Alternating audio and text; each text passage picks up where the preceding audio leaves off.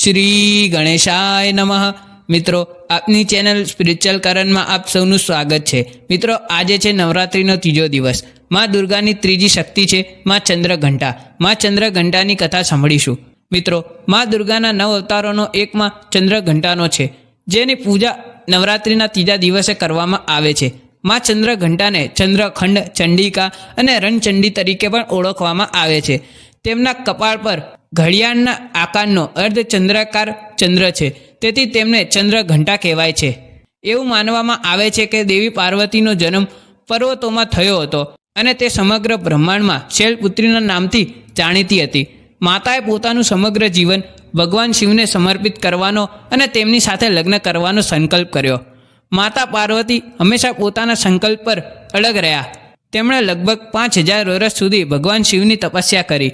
એક દિવસ ભગવાન શિવે માતા પાર્વતીને કહ્યું કે તેઓ તેમના જીવનમાં ક્યારેય કોઈ સ્ત્રી સાથે લગ્ન નહીં કરે।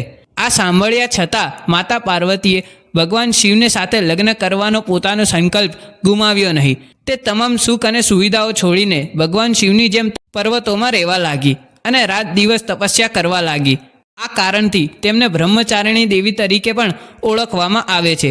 મા પાર્વતીની સતત તપસ્યાએ ભગવાન શિવનું ધ્યાન આકર્ષિત કર્યું અને ભગવાન શિવે માતા પાર્વતીની કસોટી કરવાનું નક્કી કર્યું। ભગવાન શિવે પરીક્ષા લેવા માટે બ્રહ્મચારીનું રૂપ ધારણ કર્યું અને માતા પાર્વતીને મળવા આવ્યા। તેમણે માતા પાર્વતીની સામે ભગવાન શિવની ખૂબ જ ખરાબ વાતો કરી અને કહ્યું, તે શાપ ધારણ કરનારા અને ઝેર ધારણ કરનાર છે અને તમે તેની સાથે જીવનમાં ક્યારેય ખુશ નહીં થાઓ। તમારે હંમેશા દુઃખોનો સામનો કરવો પડશે। પરંતુ માતા પાર્વતીએ તેમની વાત ન માની અને ગુસ્સે થઈ ગયા। તેમના ક્રોધને શાંત કરવા માટે ભગવાન શિવ તેમના સાચા સ્વરૂપમાં આવ્યા અને તેમની તપસ્યાથી પ્રસન્ન થઈને માતા પાર્વતીને તેમની પત્ની તરીકે સ્વીકાર્યા। પરંતુ માતા પાર્વતી એ ભગવાન શિવને ઘરે આવી અને તેમને તેમની સાથે સંપૂર્ણ વિધિ વિધાન સાથે લગ્ન કરવા વિનંતી કરી। થોડા સમય પછી જ્યારે ભગવાન શિવ અને માતા પાર્વતીના લગ્નનો સમય આવ્યો, ત્યારે ભગવાન શિવ એક શોભાયાત્રા સાથે પહોંચ્યા, જેમાં ભૂત, તપસ્વી, ઋષિ અને અઘોરી સામેલ હતા। સૌથી આશ્ચર્યની વાત એ હતી કે ભગવાન શિવના ગળામાં ફૂલોની જગ્યાએ સાપની માળા હતી। તદુપરાંત કપડાને બદલે ભગવાન શિવના શરીર પર ભસ્મ લપેટવામાં આવી હતી। તે સમયે ભગવાન શિવને શરમથી બચાવવા માટે માતા પાર્વતીએ માં ચંદ્રઘંટાનો ભયંકર અવતાર ધારણ કર્યો।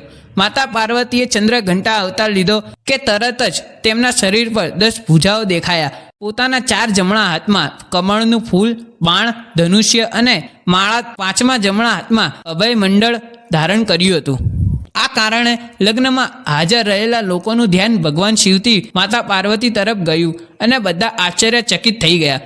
થોડા સમય પછી માતા પાર્વતી ભગવાન શિવ પાસે પહોંચી અને ભગવાન શિવને પ્રાર્થના કરી કે હે ભગવાન, કૃપા કરીને આ સમયે દરેકનો ડર દૂર કરો। તેમની વિનંતી સાંભળીને ભગવાન શિવ ચંદ્રશેખર અવતારમાં અવતાર્યા। આ પછી ભગવાન શિવ અને માતા પાર્વતી લગ્ન મંડપમાં બેઠા અને લગ્ન કર્યા। ચંદ્રઘંટા માતા હંમેશા તેમના ભક્તો પર આશીર્વાદ વરસાવે છે। જે કોઈ સાચા હૃદયથી માતાની પૂજા કરે છે, માતા તેમના જીવનમાંથી તમામ અવરોધો અને સમસ્યાઓ દૂર કરે છે અને તેમના પર ચોક્કસપણે આશીર્વાદ વરસાવે છે। નવરાત્રિના ત્રીજા દિવસે માતા ચંદ્રઘંટાનું પૂજન કરવામાં આવે છે અને તમામ રોગોના નિવારણનું વરદાન માંગવામાં આવે છે। તમને જણાવી દઈએ કે માતા ચંદ્રઘંટા માતા દુર્ગાનું ત્રીજું સ્વરૂપ છે, જેમણે રાક્ષસોની સંહાર કરીને દેવતાઓની રક્ષા કરી હતી। કહેવાય છે કે દરેક પૂજા મંત્રો વિના અધૂરી છે, તેથી માતા ચંદ્રઘંટાની પૂજા દરમિયાન માતાના વિશેષ મંત્રની સાથે વ્રતની કથા અને પૂજાની પદ્ધતિ પણ જાણવી જરૂરી છે। ચંદ્રઘંટા માતાની પૂજા કરવાનો મંત્ર છે ઓમ દેવી ચંદ્રઘંટાય નમઃ। બીજા શબ્દોમાં કહીએ તો હોમકારના રૂપમાં સૌનું કલ્યાણ કરનારી માતા ચંદ્રઘંટાને ફરીવાર અમારા વંદન।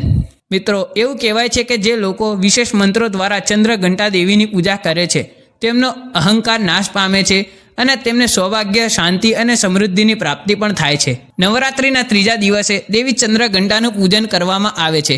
માતા ચંદ્રઘંટાનું સ્વરૂપ ખૂબ જ સૌમ્ય છે। તેમનું વાહન સિંહ છે। તેમના 10 હાથ છે। દરેક હાથમાં અલગ અલગ શસ્ત્રો છે। તે તેમના ભક્તોને આસુરી શક્તિઓથી બચાવે છે। માતાની આ કથા આપણને શીખવે છે કે પરિસ્થિતિ ગમે તેટલી આવે પણ આપણે આપણું લક્ષ્ય ન છોડવું જોઈએ। આ સિવાય આપણે ભગવાન પ્રત્યેની આપણી શ્રદ્ધાને ડગમગવા ન દેવી જોઈએ, તો જ આપણું કલ્યાણ થઈ શકે છે। જય માતાજી।